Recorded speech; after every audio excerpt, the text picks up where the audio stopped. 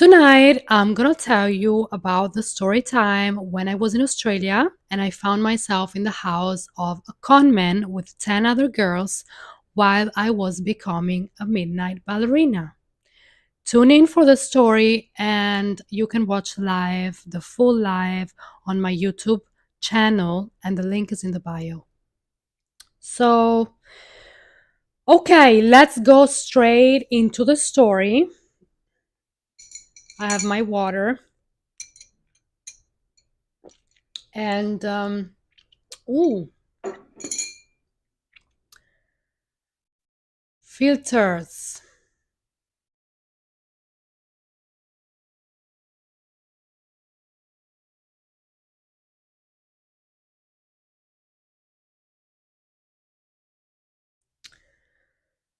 The story of hello. I activated the paid chats here. If you want to donate, just go to my about page on Twitch. You can also donate on TikTok. And yeah, let's start. I don't want to get sidetracked, so I will stay in the story and I will only reply to the donation chats, just so you know. So you can donate both on YouTube and you can donate on Twitch and yes, and on TikTok as well. So let's get into the story. Let me move this and let's get into the story. So this is the story of how I got into a penthouse I actually was renting when I was in Australia. And this penthouse was, there were 10 girls in this penthouse and more of that. And the owner of this penthouse, and he was living in the penthouse as well, he was a con man, and we actually got into 9 channel news as well. The whole troop of the news, they came while we were in the house to record this and to put this out there on TV and to actually bust this man. And I, in the middle of this, they discovered that he had camera and he was spying on us. And in the middle of all of this, I was in the beginning of becoming a midnight ballerina in Australia. So I was practicing and he was recording everything and I didn't know anything about it. So imagine that. So the story starts. I moved to Australia when I was 21 years old, and I moved from Italy, from Treviso, from my hometown. I decided I'm gonna go and I'm gonna live in Australia, and so I did. And I went there alone, and then my boyfriend at that time, he decided to join me, and I was there. So I originally arrived when I was in Melbourne. I arrived in Melbourne. I had some relatives there, and when I arrived, I didn't know the language perfectly. I already spoke a little bit of English, but I was very, I was new. I was on the other side of the world alone, and I was very naive and very scared, and I had no idea what I was doing. Had no idea what was going on. For me, it was a complete, like, different world.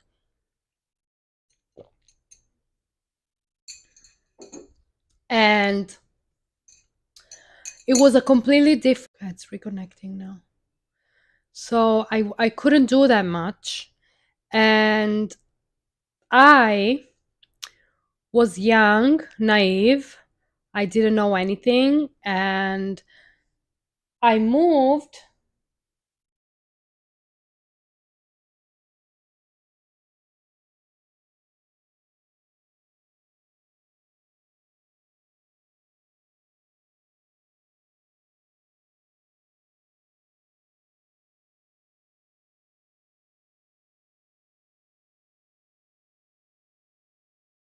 Let me check that everything is okay on Twitch.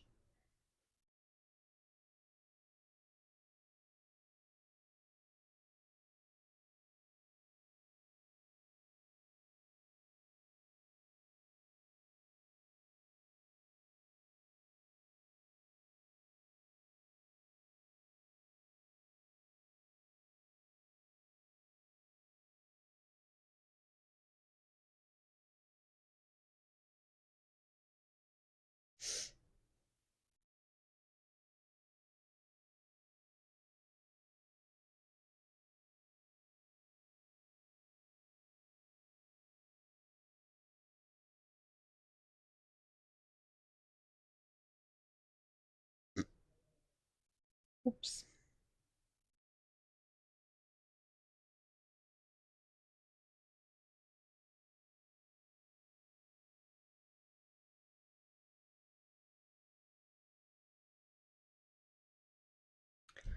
Okay, I moved to I was in Melbourne. I spent almost a year there, and then we me I also I'm just gonna store another story time of how I got sick when I was in Melbourne, what happened. I was with my ex partner and I had to have an operation there. That was really also a very hard time for me. And then but I didn't want to go back to my home country. I didn't want to go back to Italy. I decided that I would prefer to have the operation in Australia. And that's a whole another story time. And we had to do the farm work because in Australia basically it works that you would get as a foreigner, as an immigrant, you have to get a working holiday visa. And if you want to renew the working holiday visa for another year, you have to do the farm work. So that's what we did. We went onto a banana plantation and we worked on a banana plantation for 6 months. That was the minimum. We ended up staying longer. That happened in Cairns, Tully. It was amazing. I loved it. And I love that experience. It was a very, very strong experience that I loved. And but then I finished my farm work while I was working on the banana plantation. I was also working in the only center, beauty center that they had. I was doing nails, I was doing other things, and I was working as a beautician as I was also working in the cafe.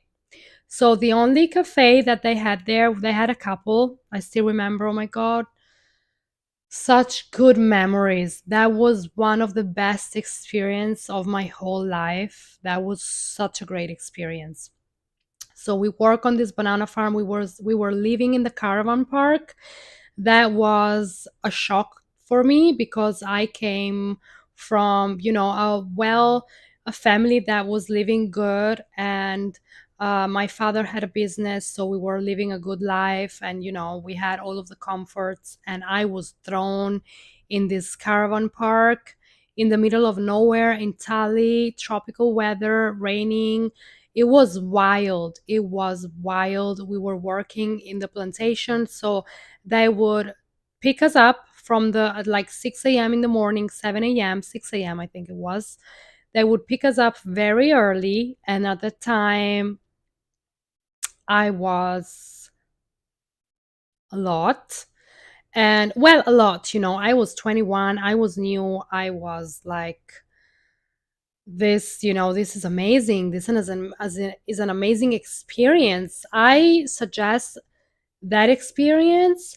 It was full of backpackers. We were bonding. I made tons of friends, and it was just fun. And after the caravan park, we were living in a share house, and I actually had some of my best friends. I still do. They are from Japan, and then I made friends from Italy there. We met there, and we still so like such good friends, amazing friends.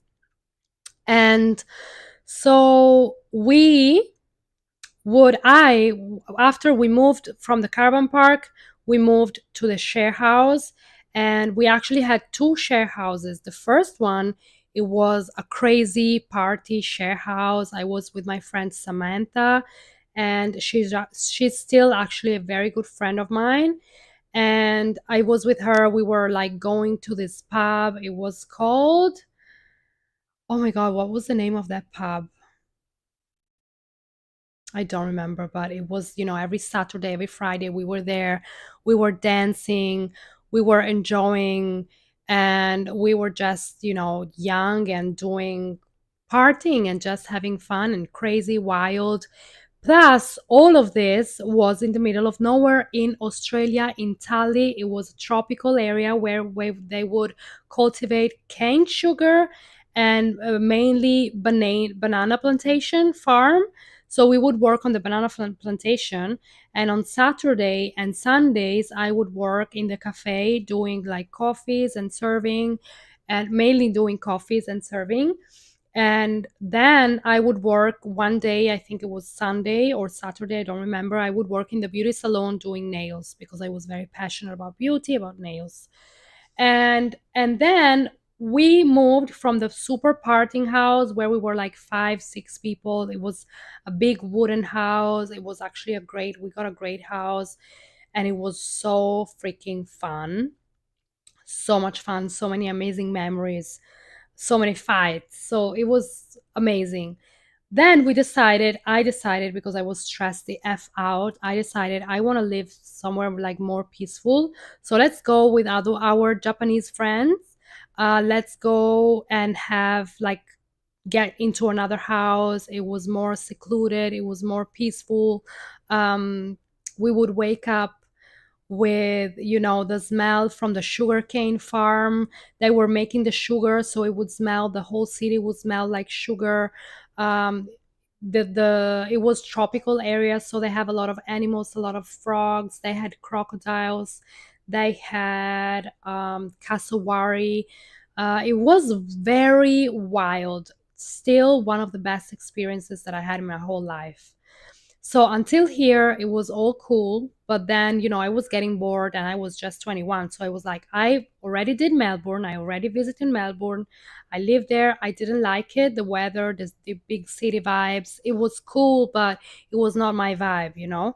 So then I said, I don't want to go to Melbourne. I don't want to go to Sydney. I want to go to the Gold Coast. I don't know how I found out that I want to go to the Gold Coast, but it was my intuition.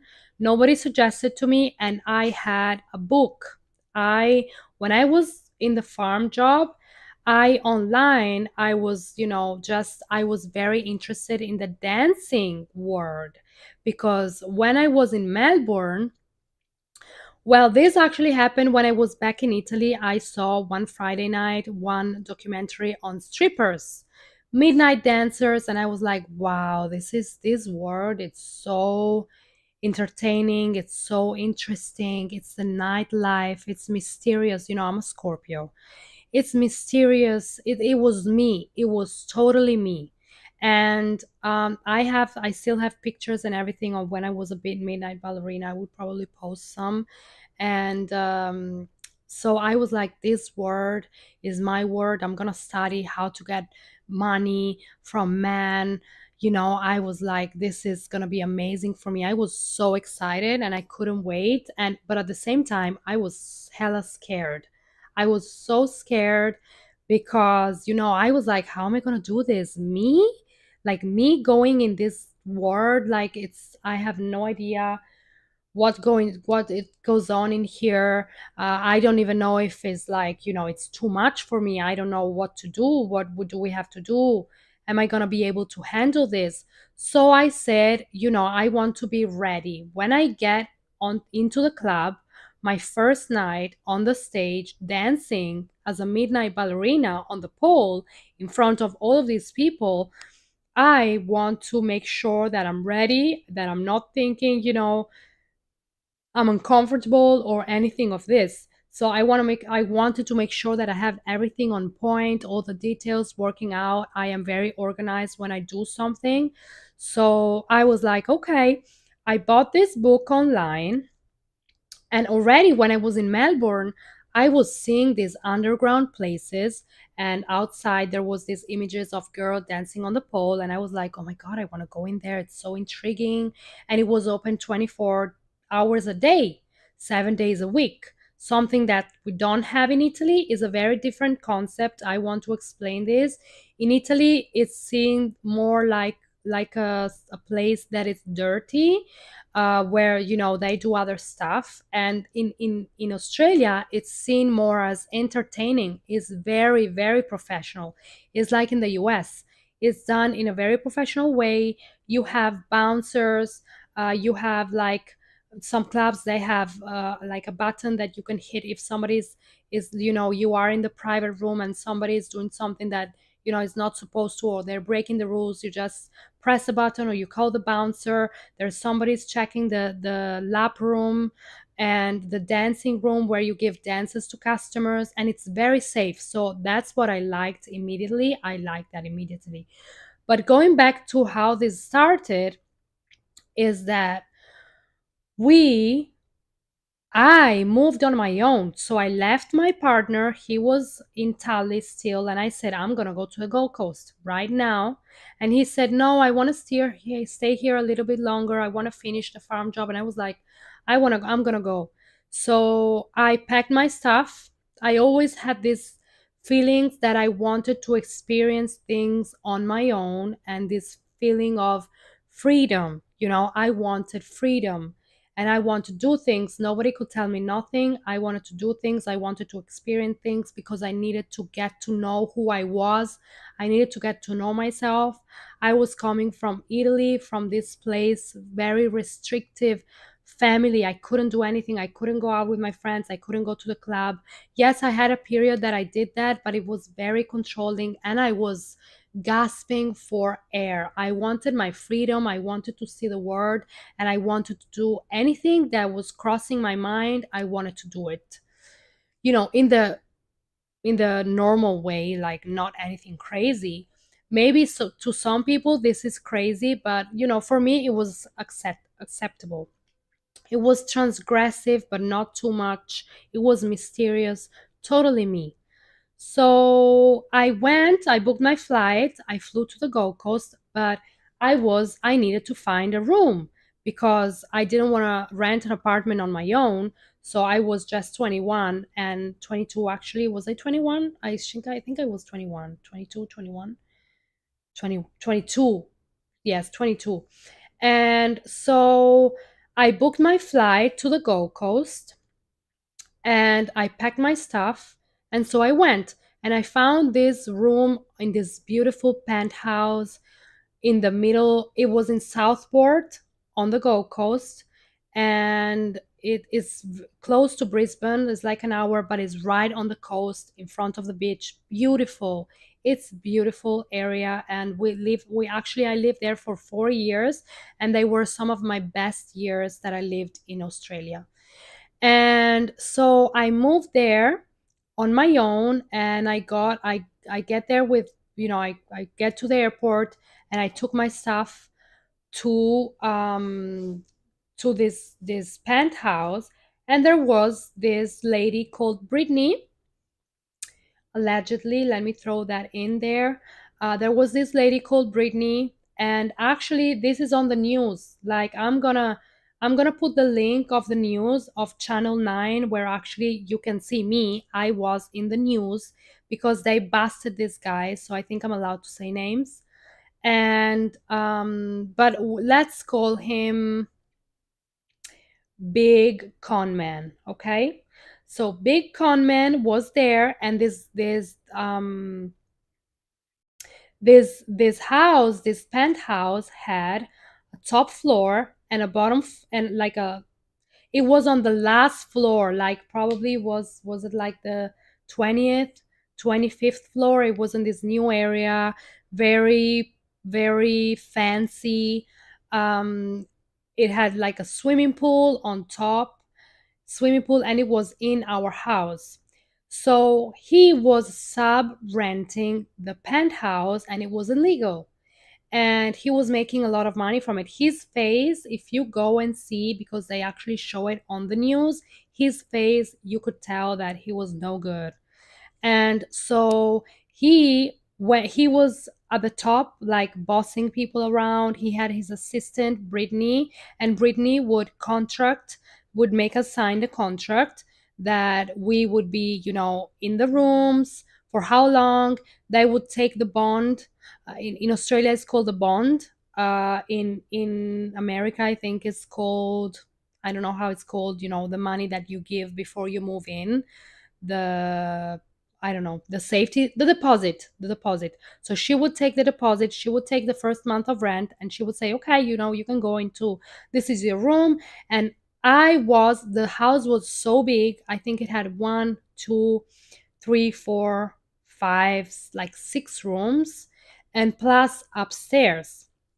So Brittany had a child, and the child was very young, and she was like running around the home, and she was there a lot because she was the assistant. And the big con man, was on the top floor in his office. And so I moved into the room, and at the time I was sharing the room. Oh my god, I need to text her. I forgot about her. I need to find her on Instagram. I was sharing this room with my friend Yoshi. Let's call her Yoshi because I just said the name. But yes, she was there, and she was from Japan. And um she is from Japan, and I kept in touch with her. She was super nice. I remember her. I remember she was very traumatized by this event. I wasn't so much because, Italians, the drama and everything. Well, I was actually, because I was like, when I saw the news they were coming in there, I was like, what the hell is going on? And my English was not good as it is today. So I was like, I had no idea what to say, what to do. I was freaking out. I was panicking. The girls were like, Channel 9 is coming, be ready. And I was like, what is going on? So I got into the Penthouse, and I was practicing for becoming a midnight ballerina. So I bought my heels, I bought my pleasers, I bought my heels, I bought my costumes, I bought my makeup.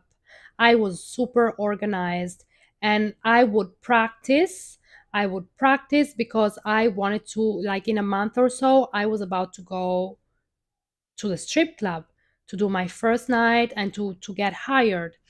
And in the meantime, while I was waiting to do this, while I was ready, I was working at a cafe in the morning, and I was making coffees because I was really good at barista. Because in Australia, you have to know that they're very particular about coffee. That's where I learned how to make coffee. And I was just, doing making coffees with the heart and with the shape, with, you should see how they make coffee in Australia. It's an art. You have to study, you have to go to the barista school. The latte, the coffee needs to be at a certain temperature, blah blah blah. They're like psychotic with coffees over there.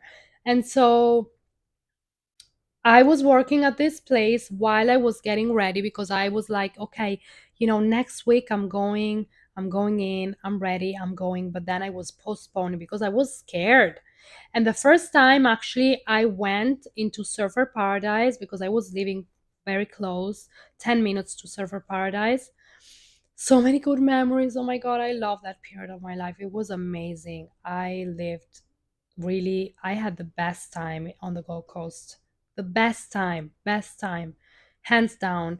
And so I was looking for the clubs, and they had few different clubs. The first one that I worked at was Toy Box Showgirls, because it was like a little less. I went to see Hollywood Showgirls, and I was like, oh my God, this is too much. It was a super luxurious club, high end gentleman club. They have good clubs in Australia. It was gentlemen. It was super safe working there. It was tough because it's a tough industry. It was very tough. You have to hustle, you have to, be focused on the money, you have to make the money, you have to pay the rent where you actually work in the club. And there's a lot of rules, there's a lot of competition with the girls. And it's tough, it's long hours, it's until like 4 or 5 in the morning, it's draining. It's a lot, but I enjoyed every moment of it. I think I did a year and a half. That was enough for me. And the club was also very strict, so they would take a picture of you and send it to the big boss, how you presented yourself, how you dressed, your makeup, your choose of the costumes. You would have also tailors in there doing costumes for you, so you could order, we had special nights, you could order your costumes and they would make it for you. And I have a big scar on my belly, and that was always my insecurity. And I was like, if I can make it in this club, like, I am unstoppable. And I will tell the story of my big scar on my belly that was from my childbirth, what happened to me on my childbirth, and that is a totally another story time. So stay tuned for that. And we have nobody in the chat, really? We have nobody in the chat today, maybe because it's Monday. I don't know. I still have to work out the times of when it's best to go live. But so I went to this club, and no, sorry, I was working at the cafe, and I worked for like a month or two. I still remember the face. Todd. My boss name was Todd. My boss name was Todd, and he was hilarious, and I had so much fun, and I actually enjoyed working in the cafe. But I was like, I don't want to do this anymore. I don't want to be a barista anymore. I always worked in restaurant. I want to change. I want to make money. And I did make money, and I also paid my taxes in Australia. And so I did, and I was ready, and I was like, I'm gonna practice in this penthouse. When my flatmate is not here, I'm gonna just walk in the mirror. I'm gonna practice my walk-in heels. I'm gonna dance. I'm gonna practice undressing myself in the mirror in the bathroom, because I've never did this before, and I had no idea. I didn't want to go into the club not knowing how to do this, like looking stupid. And so that time before I went to work in a club, was I working already? No, I wasn't. So I went there, and I think I stayed a month in this penthouse, and I saw the girls there, the girls in the penthouse. They were very, very close. I was living with her. Oh, very close to. Oh my god. I was living with her. I'm live again. I don't know why it's disconnecting. This is annoying. But I was living with my roommate. I don't know why it's disconnecting. I was living with I was in the room, so it was me, my roommate that I was sharing the room with her to pay less, but it was a very big room, and her, and then there was another girl that was having like a private room. Then there was another girl, then there was another girl, and then the two girls. So we were like six or seven. And then I was starting to get pissed at the owner, at the big conman, because he said that he wanted to put a castle bed, like, is it how it's called, like a double bed, one on top of the other, to put more people to get more money, because the big con man was thinking about the money. He wasn't thinking about respecting girls. He wasn't thinking about, and he was a pervert. And because then I walked into the kitchen, and I saw one of the girls, she was looking into the hair. Oh, like, do you know how in America they have the homes built? In Australia is the same thing, where they have the hair conduct in the wall. So actually you could totally put a camera in there to spy people outside. And she was looking up there, and I was like, what is going on? What is she doing? I don't understand. And everybody was there. They actually called Channel 9, and they told Channel 9 what he was doing and what him and Brittany were doing. So they were subletting illegally, and he was a creep. He was doing weird things with camera. He was spying on us. And and God knows what else he was doing, because he was a con man. And so then the girls were like, relax, don't panic. Channel 9 is coming. Channel 9 is coming. And I was like, really? And I looked like this. I just had a shower. I was doing my hair. In fact, in the video of Channel 9, you can see, I don't know why. I thought that it was okay, but I was like half hair done, half hair up with my hairband. But you can totally see me on the video of Channel 9 that I'm gonna post. And I was standing there, And so Channel 9 came in with the camera, the big flash, the big light, the troop, and everybody came in. And I was like, what is going on? And me and the girls, we went upstairs with Channel 9. We went upstairs. Big Conman was in the office. Big Conman was in the office at the moment, and they knock on his door, and he was like, "Yes." So he opened the door with this big face and the smile, but he was freaking out. You could tell that he was freaking out. You can see his face on the YouTube video, on the Channel 9 video, and you could totally see he was freaking out. So he opens the door, and they were like, "Hey, Big Conman, we want to know what is going on. We know that you're doing some illegal stuff." He immediately shut the door on the camera, but the camera had a permit to stay in there because the girls, they were renting the room. We were renting the room legally with a contract and everything. And well, actually it wasn't legal, but we were living there. And they invited the troop, they invited Channel 9, they let Channel 9 in. And Channel 9 just went straight to his face, straight to the door, and he locked himself into the office with Brittany. He would stay there. He was calling, God who knows, who was calling, who he was calling, and he closed the curtains and everything so we couldn't see inside.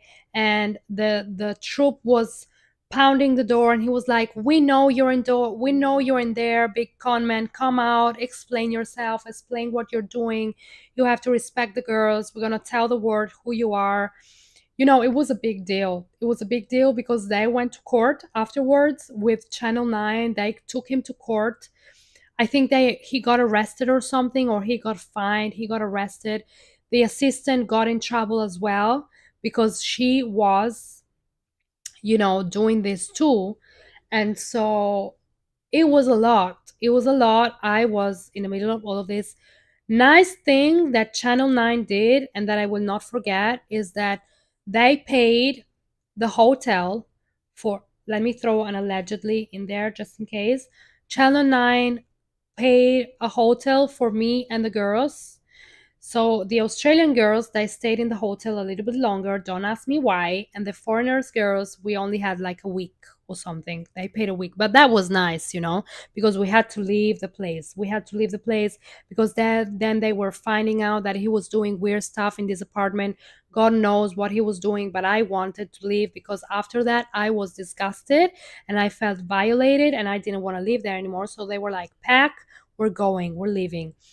My boyfriend at that time, he was living in another place that he was renting because I didn't want to leave the penthouse. I was like, "I'm staying here, hell no."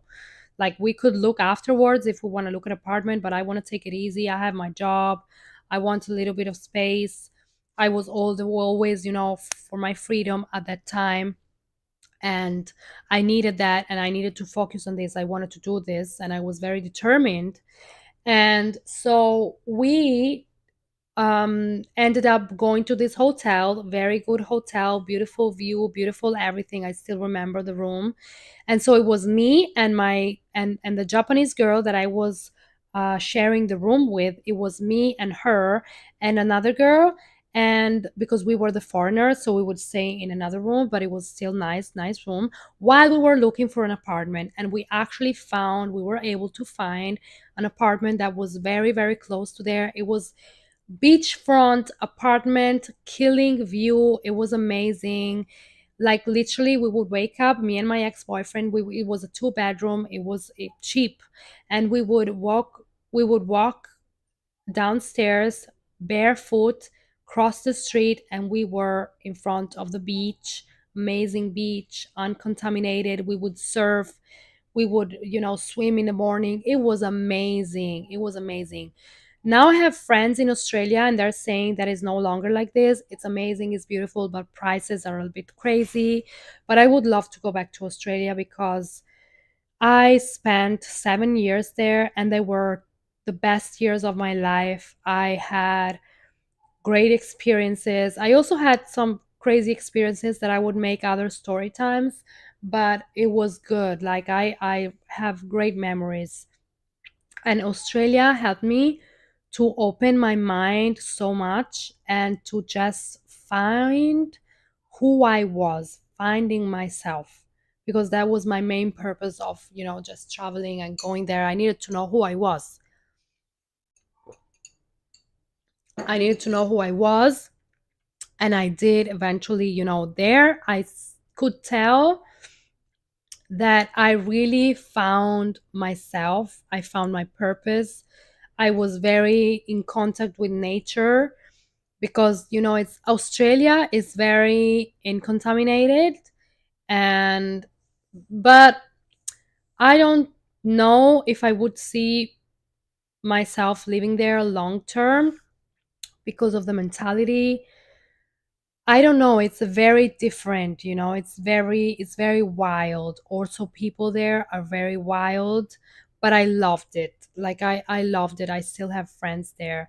And we we went to into this hotel, and I was ready to become a midnight ballerina. And so oh, I also had I was into court, but I did this on the did I do it on the phone? Did I do it on the phone? I removed it. I didn't go to court, but I think I did it on a video call or something on a call. So the judge called me, and they were having as a testimony, and they were having a did I went to court? I don't remember. That was such a long time ago. I think it was a call or something. And do you know what big Conman did? He accused all of the girls, fake allegations. He accused all of us that we were doing prostitution in the house, and that was such a huge lie. The judge know, everybody knew. And so because actually he was the one that was doing, like, who knows what he was doing. And so I was like, what? So with the judge, like, he wouldn't let me talk, and he would say that I was bringing people in. The only person that I brought, it was my boyfriend at the time. And so anyway, that was dismissed very quickly because they had a lot against him. And so he got what he deserved. And so I went on with my life. We moved into our own apartment in front, like beachfront apartment. And I went into the club. My first club was Toy Box Showgirls. I took pole dancing lessons. I got a pole. Actually, it was a gift they gifted to me when I was at the club, my good friend. And oh my god, I have to tell another story time of when I went to Nimbin. When I went to Nimbin in Queensland. If Nimbin is a wild place, if you've been to Nimbin, you know what I'm talking about. It's amazing. It's a hippie place. Sì, amore, adesso andiamo un attimo, finisco la story time. And I'm talking to my dog because he's looking at me like, I want to go for a walk, mom. And I told him that we're about to go. Just give me a second. I want to finish my story time. And we went I went to Toy Box Showgirls to do my first night of work, and I was so nervous. I was so nervous. I was like, how am I going to do this? How am I going to do this? I have to do lap dances. How am I going to do this? Adesso arrivo un attimo. Vieni qua. Vieni qua. Salta. Salta su, dai. Salta su. Vieni qua. Vieni qua. Disgrazia. And so I was like, how am I gonna do this? I don't know how to do this. I'm very nervous, but I'm ready. Eccolo qua. He's the show. He's stealing the show. And I was I was ready. I was ready, and I was like, okay, I'm going. I'm ready. I'm ready to go. I had my cute outfit. I had everything planned. I had everything planned. And so I was like, okay, I'm going. I'm going. Madonna. I was like, I'm going. And so I went. So I went and I was freaking out. I remember my first lap dance. Actually, this very nice midnight ballerina. She was like, I'm gonna help you. Um, I'm gonna help you. Don't freak out. She was beautiful. She was like, I'm gonna help you. Don't freak out. Your first lap dance, and I did it, and I made good money from the first night. I was like, oh my god, like my first night I made like $400 or something. I was like, what? Like I'm over here at the cafe making $50 a day working 8 hours, and you're telling me that I can come to the club and make $400, $500 in a few hours dancing, like doing what I actually like.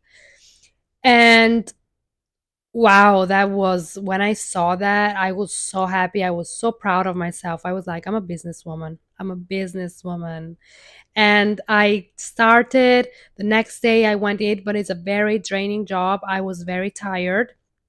It messed up my sleeping schedule, and actually it took a very long time for me to come back, because I knew that, like, that's what I learned. I have to sleep at night. I can't do jobs where I have to work at night, because I'm going to be very cranky, I'm going to be very angry, and I'm going to be very like, no, I can't do that.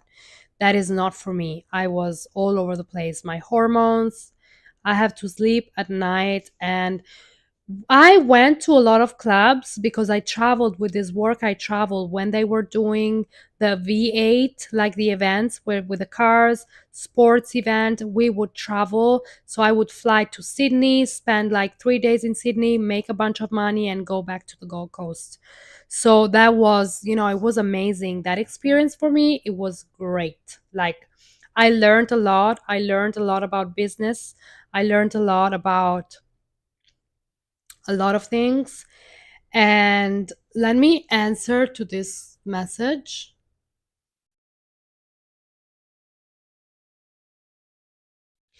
Hola, ¿qué tal? Feliz noche, Luis. Encantada de conocerte. Te llamo en media horita porque estoy en una llamada importante y te llamo en media horita. ¿Se te parece bien? So I went and I was like, yeah, so I was going to Sydney, I went to Adelaide, and you know what? You want to know something?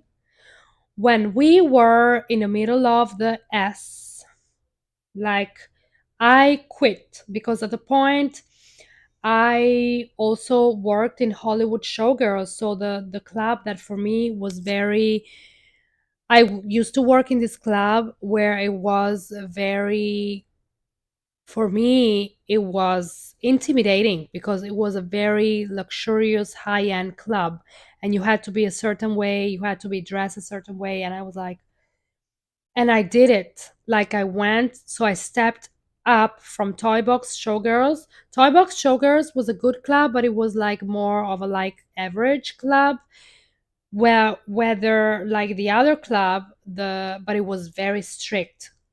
The Hollywood Showgirls in Surfer Paradise, such a strict club, very, very, very strict. And but I passed. They auditioned me. I danced. I did my songs and everything, and they were like, "Yep, you're in." And I was like, "Oh my god, really?" I was so happy, and I started my new job, and I was like, I got this job, and I got accepted into this club. It's amazing. So we weren't allowed to work in other clubs, so but I still did, like I traveled and I went, you could take time off whenever you wanted to. I used to work only 2 nights a week, 2 nights a week, because the money were good, like very good. And so we used to travel. Where I worked in Sydney, I worked in Adelaide, and we had a time where me and my ex-partner at that time, I quit it stripping because I was like, I'm dead. Like I had to rest. I was burnout. I was restricting myself. I was on a diet because the club was so strict. plus all of the imbalances of working at night, sleeping during the day, I was cooked. So I said, I'm done with this. I had my experience. I worked here a year and a half. I saw everything that I needed to see. I traveled, I did everything. And now I don't want to do this anymore. But then me and my friend, very good friend, that actually I haven't heard from her for years, but at the time we were very good friends. I was giving pole dancing lessons in my home because I had a pole, and I was doing everything. I was giving lessons, I was dancing, I was doing nails, I was doing everything, you name it. And so we I was giving lessons, and I met this friend, and I was like, you know what? I don't want to dance anymore at the club, but we could do events because we could do the bugs party, we could do the private parties where people they could hire us. We would put our rate each person, and we would be together like two, three, four, five dancers, five girls. We would do like events, at private events at home, so they would hire us for like the night. We would entertain them serving drinks and just keep them company. But that was very hard work because there were no rules, there was no club. So it was very stressful because we had to look out for one another. We had to had security policies. We had to hire sometimes people that would for our safety. But that was amazing as well because we had a lot of freedom. We were in these like huge houses, huge villas where people would fly from Melbourne or from other places to celebrate their bucks party. And I saw some wild stuff. I saw some wild, wild stuff, and I would do another story time. That I would probably do this story time on OnlyFans because some things I cannot say here. So stay tuned because I am about to get my OnlyFans. I will post it and I will put the link so you guys can go and see the other part that I'm not allowed to say here on like more like juicy story times. And so stopped with that. My boyfriend at that time didn't have a job. He quit his job. He didn't have a job. We both didn't want to. I was tired. I was cooked, so I didn't want to do anything. And I was like, we had a car that our Japanese friends gave to us, and they went back to Japan, I think, or they went somewhere else. I don't remember. They gave us this Daihatsu old Daihatsu car, and we had a car. Or was it a Hyundai? I think the Hyundai was the second one that we bought because I had another story time to tell you with my huge friend, my big Spanish friend that I still have nowadays, and that was a crazy story times. That's for another day, but that was so freaking funny. It was unbelievable. But I did, and so we my boyfriend was without work. We had to pay the car, we had to pay the rent, we were behind on rent. And story of my life, we were behind on rent, and I took the lead. And I said, okay, let's go to Gladstone. So he drove 6 hours in the middle of the desert, the red desert of Australia. He drove 6 hours, and I said, I'm gonna make this money that we need to. We're behind on rent. We need to pay off the car. Let's go there for a weekend. The mines were there. So the guys that were working in the mines, there was nothing but a strip club, supermarket, and that's actually those are the best places to have strip clubs because you make a lot of money because the guys are bored and after work they want to go and have drinks and see some girls after working in the mines the whole week, and they would spend their money because they would make a lot of money in the mines. They would make a lot of money, and they would spend the money on us. So for me it was great. I said, let's go to Gladstone. I heard it's good money. Let's go. And so my boyfriend at the time, he drove the car, and it was a crazy drive, but I enjoyed. We saw a lot of great places of Australia. We saw the Red Desert, and it was a wild, wild ride. It was a wild ride. But we did it. We got into the hotel. I asked him, please, you're in charge of my food. You're in charge of the room. You make sure that I sleep during the day, and I'm gonna go during the night, and I'm gonna go and make that money. And I did. I made a lot of money. I paid the rent, I paid the car, and I did everything. 2, 3 nights we were gone back home with a bag of Monty that I made because I took the lead. That's why now I say that I want a provider and a protector, and I want a man that leads and a man that is a provider and a protector and a leader, because I don't want to be the leader. I've been the leader of my whole life, and now I want to just live a soft life, and that's what it's going to happen. But I've been the leader even in a relationship, and I don't want to do that anymore.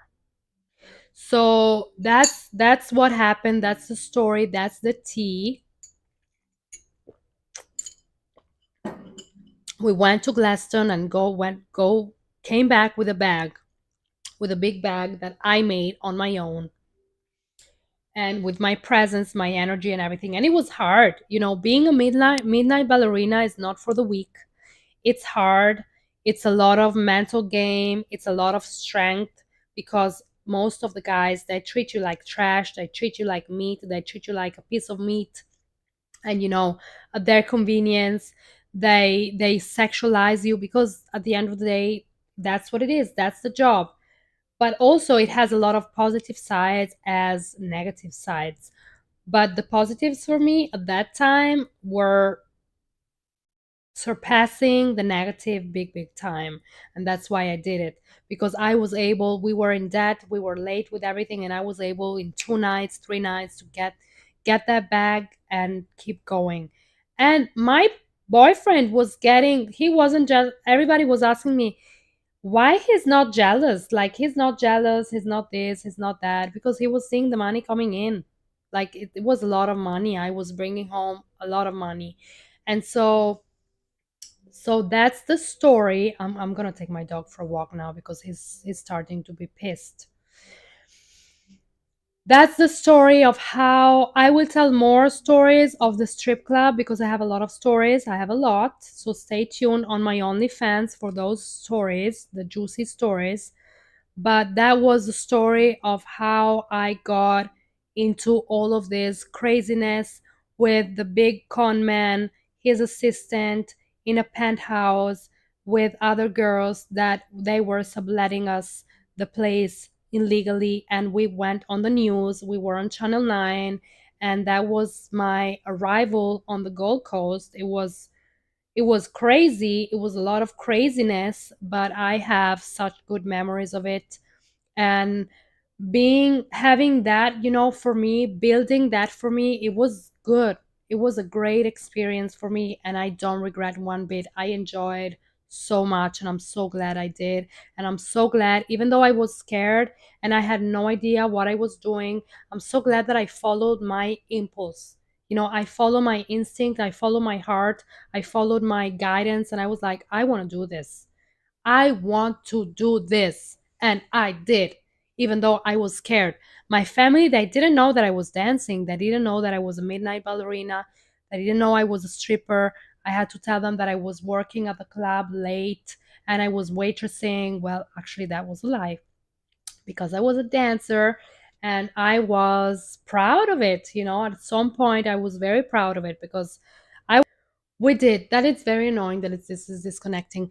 But I hope you enjoy this story time. And I have so many more. I have to write down what actually all of my story times, because there's so much more to tell of all of my experiences, my great experiences that I live, that brought me here where I am today. And I am so glad. I'm so glad that I followed my heart, that I always stayed true to myself. I always, no matter what, I stayed true to myself. And even when I was scared as hell and I didn't know, I knew that I had guidance. I was never scared of doing things. Yes, I had fear, but a good fear, the same fear that Beyonce has when she is about to get on the stage. That's that's the zest of life. That's the zest of life, baby. Life is amazing. Life is really amazing. So that is the moral of the story for tonight live stream. I hope you enjoy. Have a great night. Stay tuned. I'm gonna go live tomorrow night again with some more juiciness. And I usually go live Monday to Friday. You can find this on my YouTube channel, the stream, the full stream, if you want to watch the full story. And I wish you a great night.